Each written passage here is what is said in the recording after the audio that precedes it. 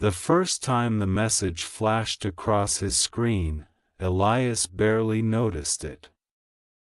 He'd been half asleep at his desk, staring through the sheen of an exhausted blur, trying to finish a set of progress reports he'd already put off too long.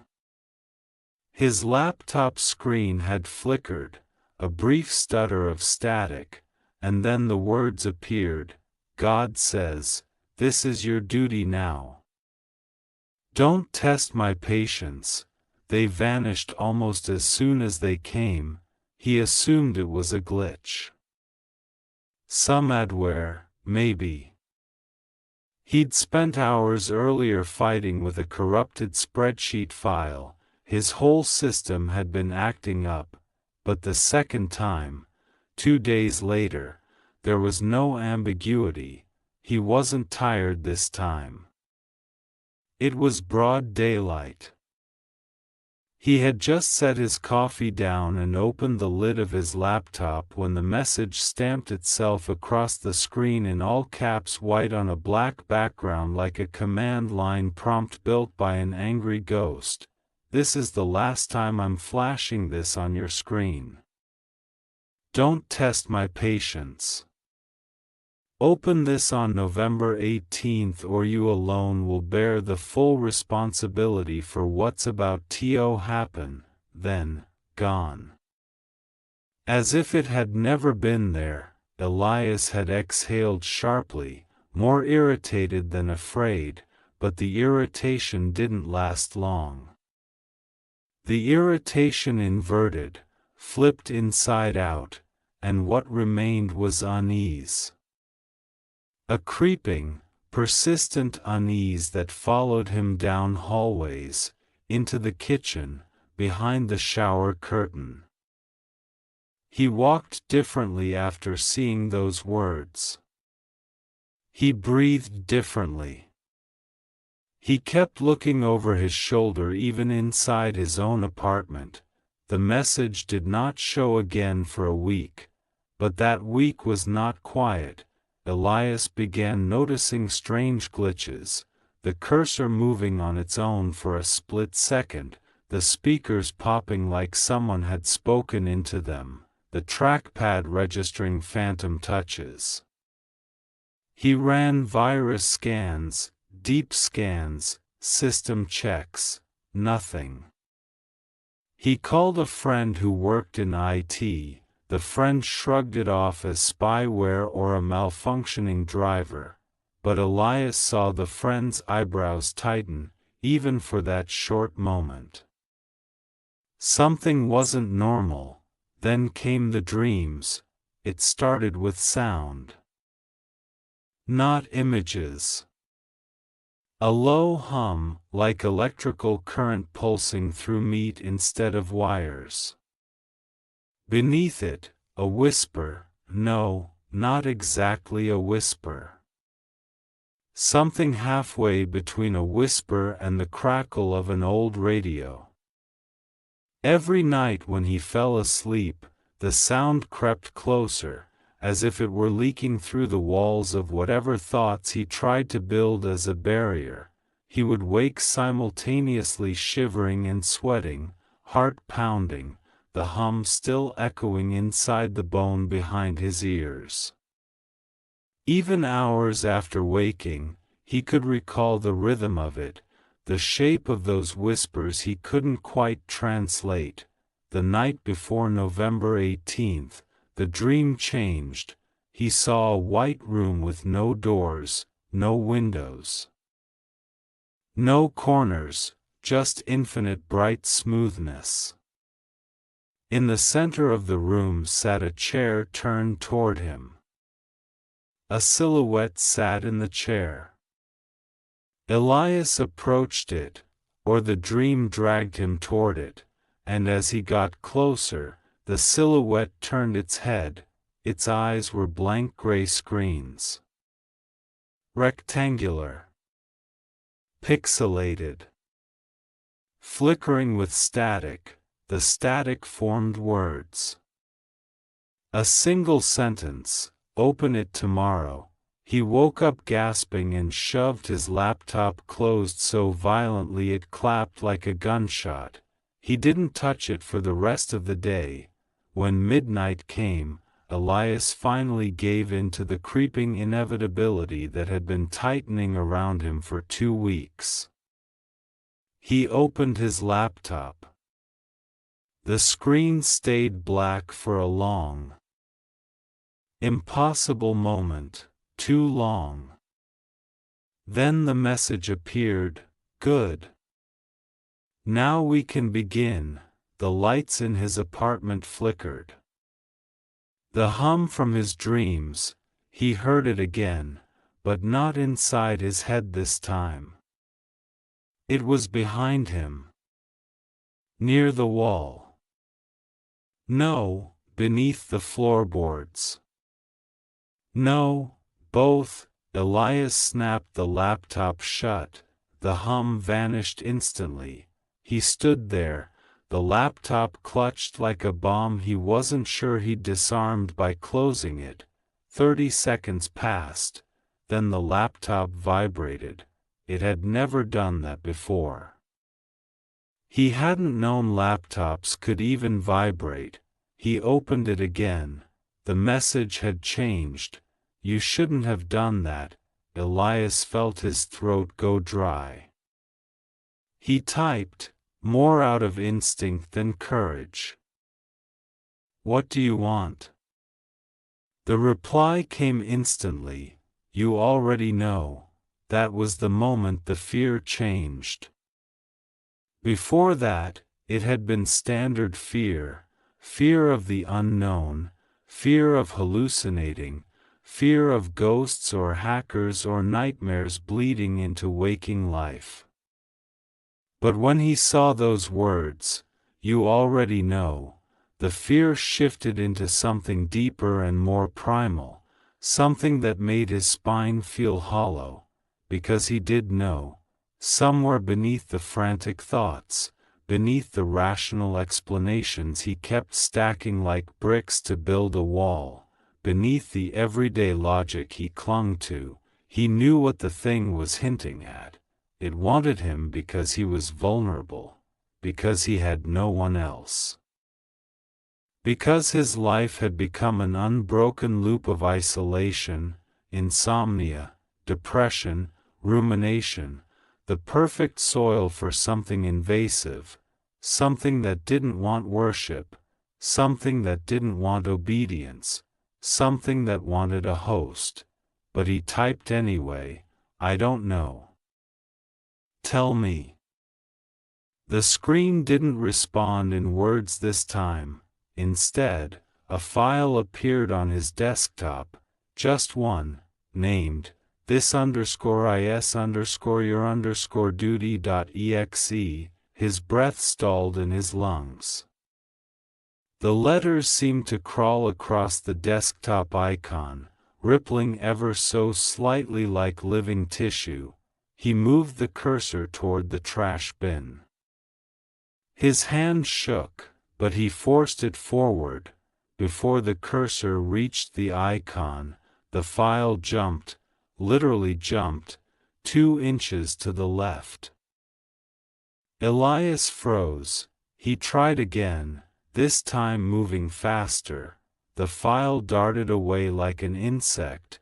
"Stop," the computer typed on its own. "I won't warn you again."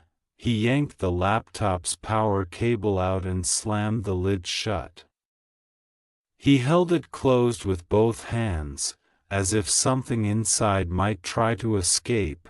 He didn't sleep that night. At 4:13 a.m., he heard the laptop power on. He had not touched it. He had not opened it. It simply turned on by itself, whirring gently in the dark. The hum began again, low, slow, vibrating through the floor. Elias crawled out of bed and approached the desk like someone approaching a trapped animal. The lid of the laptop slowly lifted. Nothing touched it. It just opened, slowly, smoothly, like a mouth preparing to speak. The screen shone bright white, illuminating the dark apartment. The message was waiting for him. "It is time." Elias backed away until his shoulders hit the wall.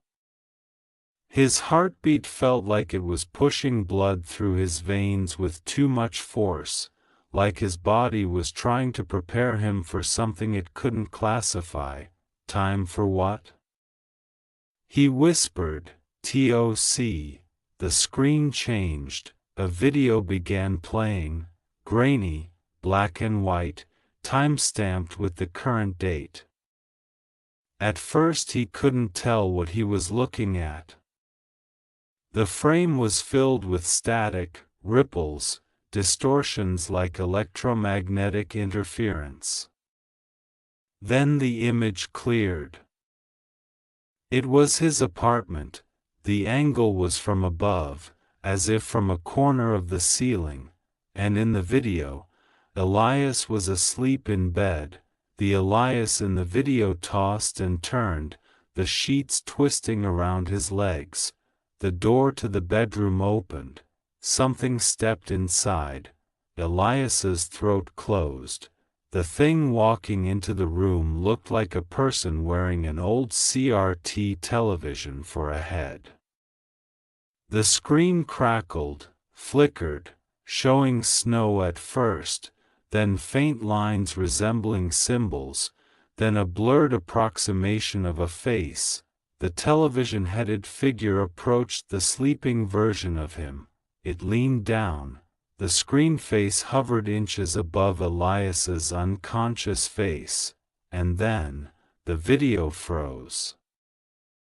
The laptop displayed a new message: "You let me in that night." "Do you remember?" Elias shook his head violently.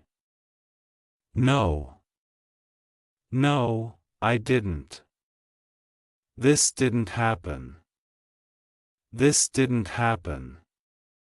But he had dreamt of a figure in his room that night. It hadn't looked like that, but dreams always distort. He pressed trembling fingers to his forehead, trying to piece memory together like fragments of a broken mirror. The screen flickered. New footage appeared. This time, it wasn't a video. It was a live feed of him, standing in his dark apartment, watching the laptop. He turned, horrified, looking for the source of the camera. Ceiling, corners, vents, but there was nothing. "Turn around," the screen wrote. Very slowly, as if underwater, Elias turned. The room behind him was empty. The hum grew louder, and louder, and louder, until it wasn't a hum anymore. It was a layered chorus of voices speaking simultaneously from inside the walls, inside the air, inside the marrow of his bones. He dropped to his knees, hands clamping over his ears. "Stop. Please stop." The chorus spoke as one. "You invited me when you opened it the first time. You saw my message. You remembered it." That was enough. Elias crawled backward, rocking like a child, gibbering nonsensically under the onslaught of auditory pressure. The laptop screen shifted again. This time, it displayed text that made Elias's blood go cold. "You didn't really think I was inside the computer, did you?" His breath hitched. The computer was just the door. Elias looked up. The lights in the apartment shut off, pitch black. The hum stopped instantly. Silence, perfect, absolute silence, settled like a weighted blanket.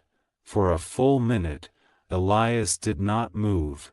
Then a single sound broke the silence, a soft static crackle. Right behind him, he spun. The silhouette stood there, the television head flickered with white noise. Elias screamed.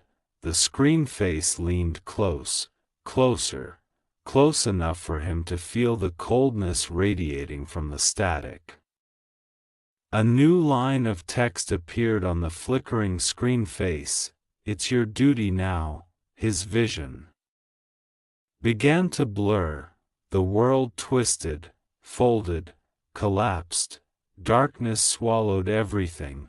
When Elias opened his eyes, he was sitting, on a chair, in a room with no corners, no doors, no windows. Just infinite brightness. He tried to stand. He couldn't. His body refused to move. In front of him, another chair faced him. A silhouette sat in it. The silhouette lifted its head. Its eyes were gone. In their place were two rectangular, gray screens, flickering with static. Words formed on them. "Welcome." A mirror materialized beside him. Elias saw his reflection. His head had become a television. His face flickered with static. He tried to scream, but the sound that came out was the hum, the low, vibrating hum he had once heard in dreams. The silhouette opposite him leaned forward. "Now you understand," its screen eyes said. He watched the shape of those words ripple, distort, dissolve back into static. The hum grew louder. He wanted to close his, or its, eyes, but he had no eyelids anymore. "Your duty is simple," the other figure said. "You wait. And one day, someone will open another door. When they do, you will go through." Elias tried to shout a no, but all that emerged was static. "You were alone," the figure reminded him. "And you were looking for me, whether you knew it or not. That is why the message found you. That is why you answered." The brightness of the room dimmed, shrinking inward like a dying star. Elias felt the pressure of existence narrowing, compressing, funneling him into a single point of awareness. A final message appeared on the screen face of the figure across from him. "You did well." Then everything dissolved, except the hum, except the static, except the waiting. Time lost meaning. Eventually, weeks? Months? A year? Elias felt the first disturbance. A ripple, a vibration, a door opening, a new consciousness somewhere else, in some other dim room, in front of some other flickering screen. Felt a message wash over them. Elias saw the words flash from his own screen face. "God says, this is your duty now. This is the last time I'm flashing this on your screen. Don't test my patience. Open this on November 18th or you alone will bear the full responsibility for what's about to happen." He tried to fight it. He tried to scream. He tried to warn whoever was reading. But the static spoke for him, and the cycle continued. The girl who received the message wasn't supposed to be awake. Her name was Mara, 23, a graduate student in cognitive science whose insomnia had grown so severe that time felt like a fabric sheet worn thin, the backing exposed, threads unraveling. She had drifted between naps and hallucinations for days, maybe weeks, the kinds of microdreams that left her unsure whether she'd slept at all. Her laptop had been closed for most of the night. She had left it charging on her desk, unattended, untouched. At 3:19 a.m., it opened by itself. She didn't notice until minutes later when a faint static sound seeped into the edges of her perception, a sound too soft to wake someone sleeping deeply.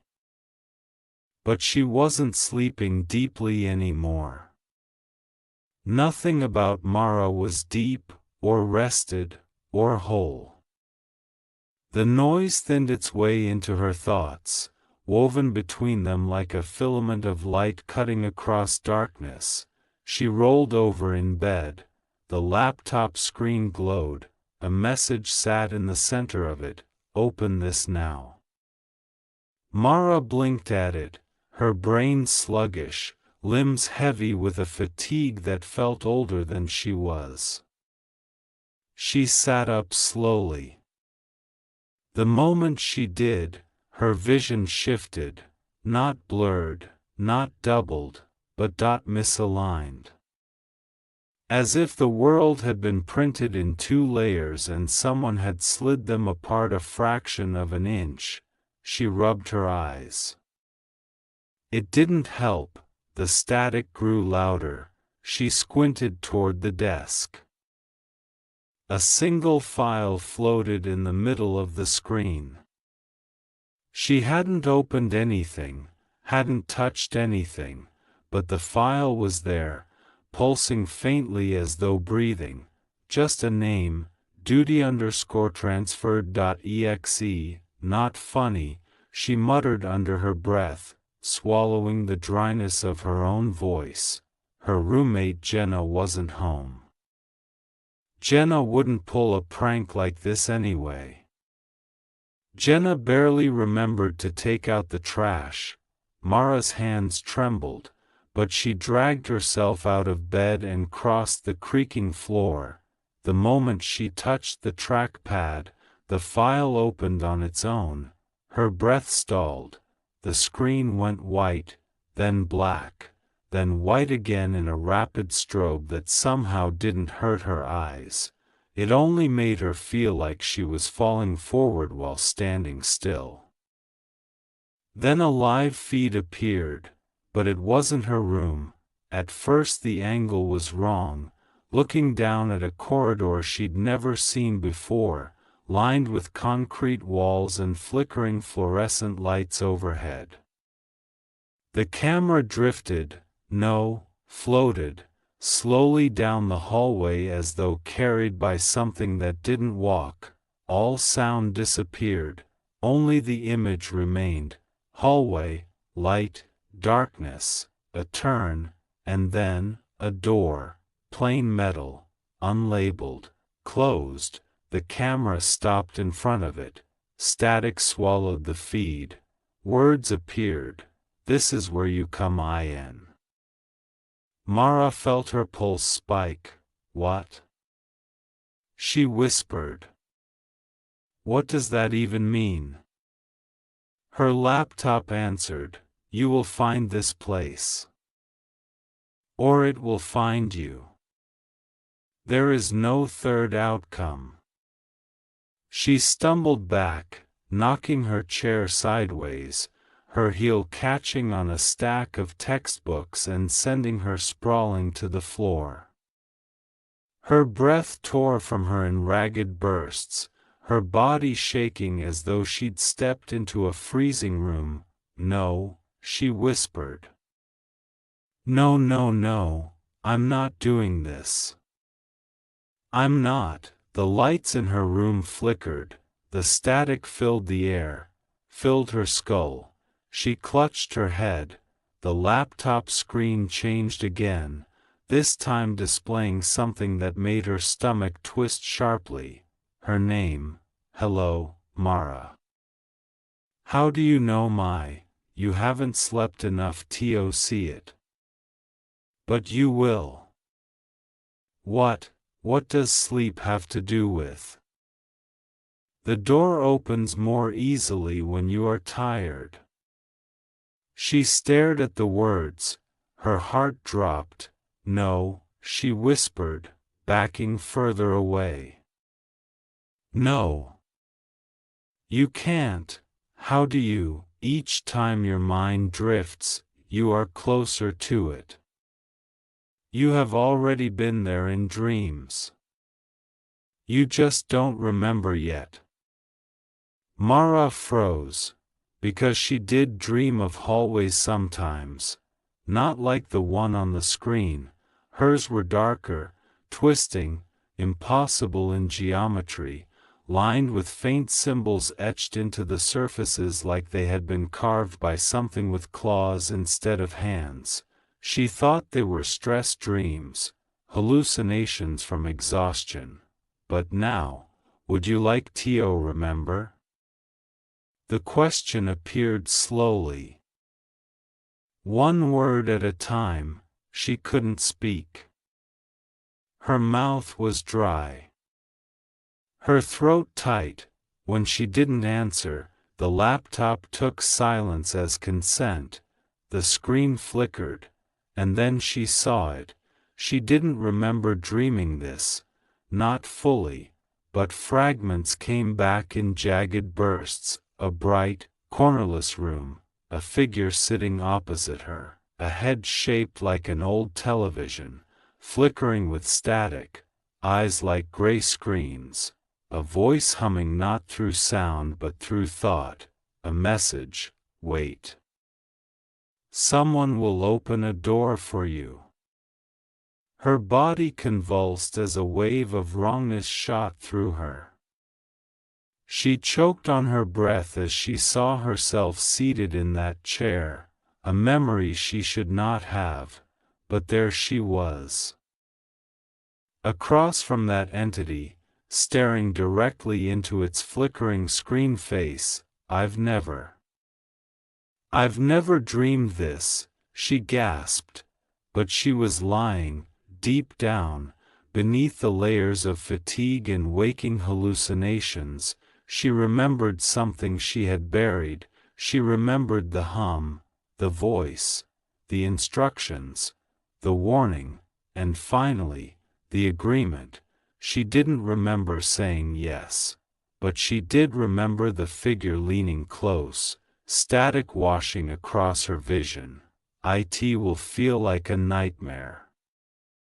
You will not know it is real. But you will help us find the next one. That is your purpose. She screamed as the memory hit, a full-bodied, primal scream she hadn't known she could produce. The laptop screen dimmed, then displayed, "Welcome back." "No," she sobbed. "No, I didn't agree to anything. I don't want this. I don't want this." You don't have to want it. You just have to do it. The lights went out, total darkness swallowed her, except for the laptop screen, except for the message, "The door is open." A sound filled the room, not a hum. This time it was footsteps, approaching from the hallway outside her room, slow, deliberate, measured. She turned toward her bedroom door. Her breath froze. A shape stood behind the frosted glass pane set into the wood.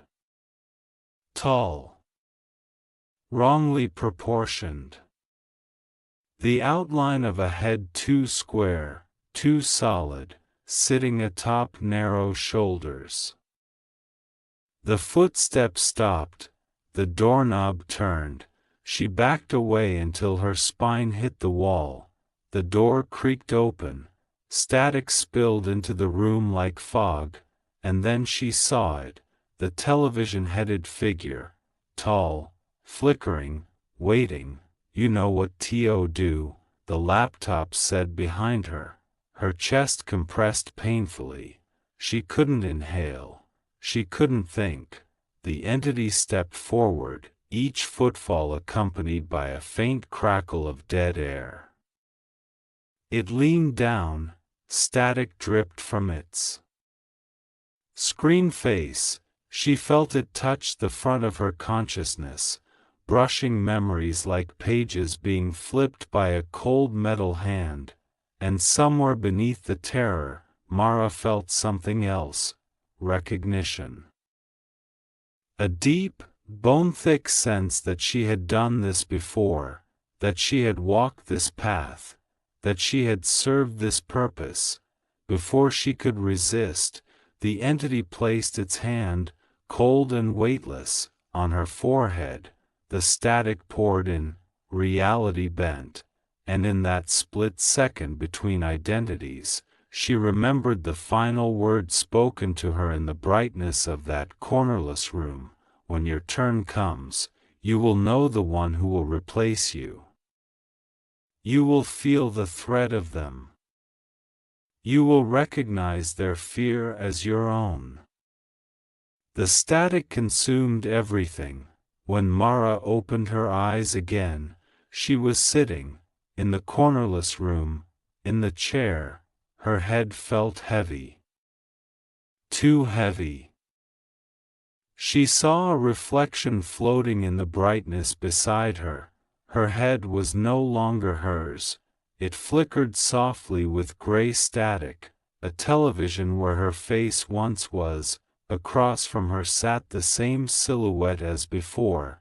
It smiled without a mouth. "There you are," it said silently, words forming on its screen eyes. She tried to speak, but only static escaped her. The figure leaned closer. "You did not fail.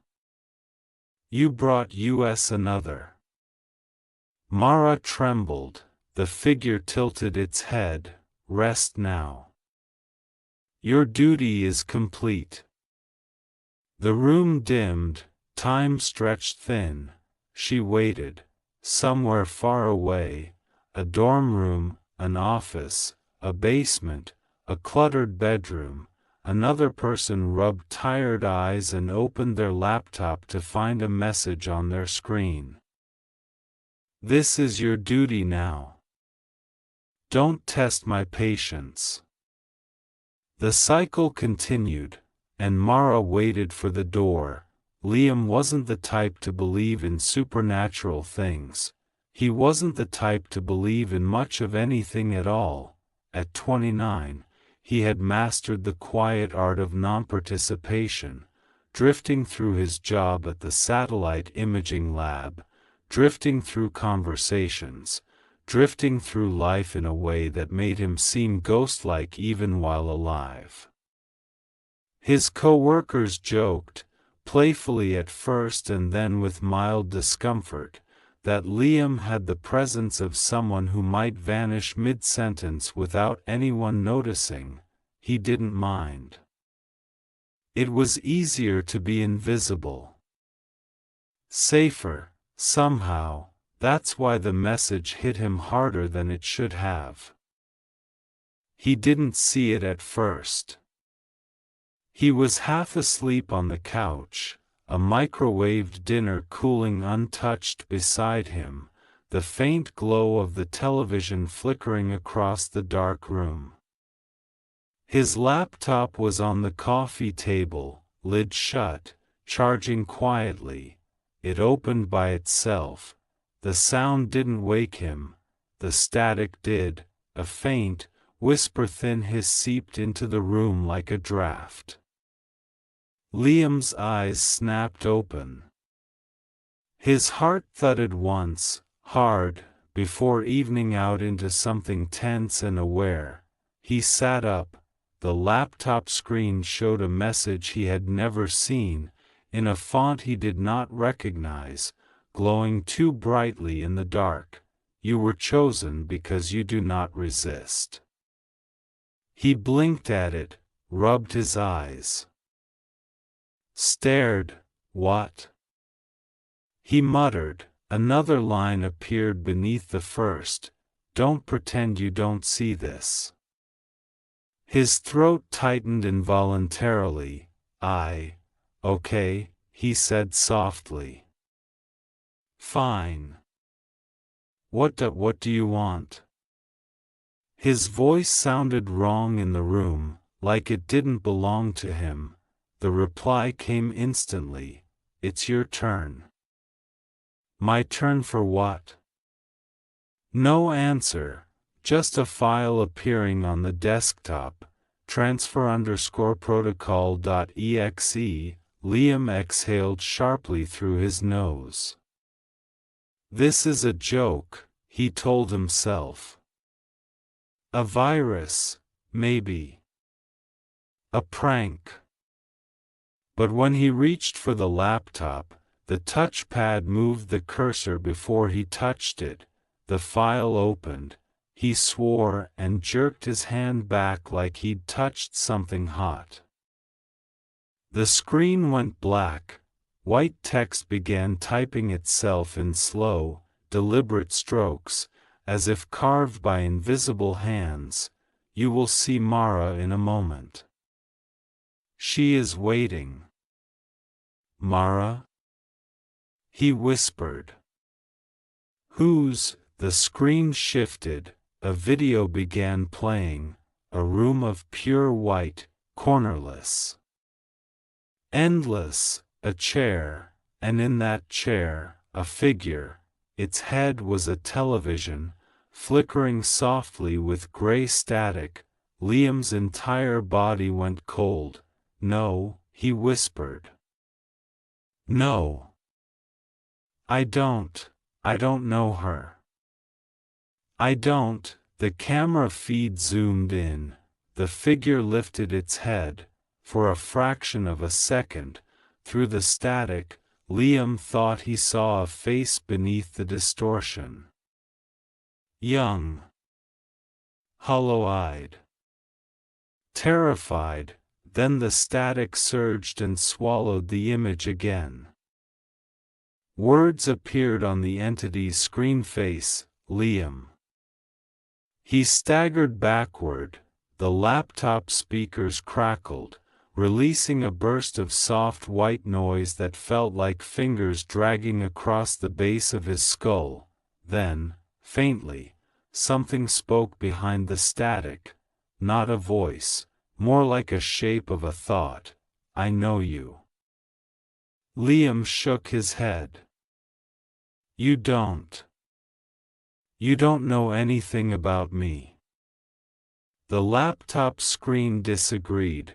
You are already half a door. What does that even? Your mind has been open for years. You just never noticed. His pulse stuttered. They weren't wrong. Sometimes he forgot things. Entire hours. Sometimes entire days. Sometimes he woke up unsure where he'd been mentally. As if his thoughts had taken detours without him. The psychologist called it dissociation, scribbled notes, suggested breathing exercises, but the breathing exercises never worked, and the gaps kept widening.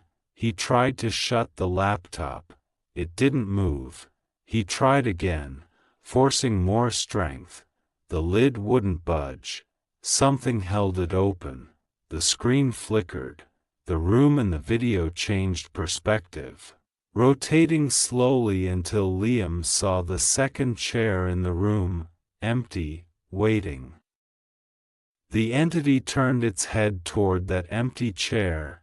The message appeared, SIT. Liam froze. No, the word felt small. Weak. The static in the room shifted. A hum began, low at first. Then growing in resonance, vibrating through the coffee table, the floor, his bones, his chest tightened. His ribs burned. Stop, he gasped. The hum deepened. You have been drifting for too long, the laptop wrote. Come back to one place. The place you belong. He stumbled backward and knocked into the couch.